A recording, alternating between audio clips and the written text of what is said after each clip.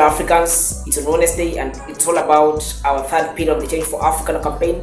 That is what we discuss every Wednesday. So fellow Africans, so far so good. We are very well on things to do with the targets, the key targets of the United Nations Sustainable Development Goals. There are 17 of them. So we're now inside of tackling these 17 goals. They are key targets, not the goals generally, but specifically their key targets. And so fellow Africans, today the very goal that I'm going to target to discuss about one of its key target. It's goal number 12, all about a responsible production and consumption, or consumption and production. Mostly this is all about food. What you consume, of course. Consumption, production, and consumption. These go hand in hand. So fellow Africans are under this.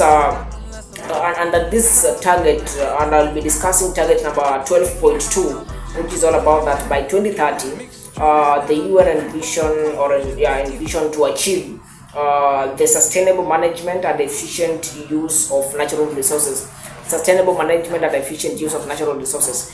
This is a very, we can say it's one of the very big targets, or very key targets, because resources, and remember this one, now we are bringing it in the African context, and you all know what Africa owns in terms of resources, where Africa is placed in terms of resources ownership. So discussing this in the African context is actually very interesting, because now it highlights the level at which Africa is very rich with its immense resources, and that is why we have an obligation to make sure that we watch at these resources and see that once some of the global declarations and even agendas have been put in place, because Africa is part of the globe, let us see now how is Africa contributing towards making sure that the whatever agenda it is, or whatever something is agreed upon, it is able to be part of the global in terms of now Africa is able to make sure that when it comes to the global rating of where we so far so good we are, Africa is up, and so meaning the average rating of the global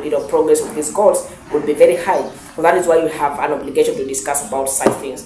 So for Africans, in the context of the Change for African campaign, pillars, and being on Wednesday about resources, now we look now what is the repetition of Africa when it comes to the ownership of resources, when it comes to the domicile of the immense resources in Africa that we see, because Africa is not short of resources, and these resources currently as we speak, there's no that thing, there's no the aim of that goal taking place in Africa now, that efficient or sustainable management of these resources, and even it should be equitably being able to benefit the entire African population. That is not the current situation. The current situation is that a few individuals have taken these resources to their prerogative, and so now they're using these resources to enrich themselves. Some very few individuals in Africa. So this one shows that we still have a long way to go, and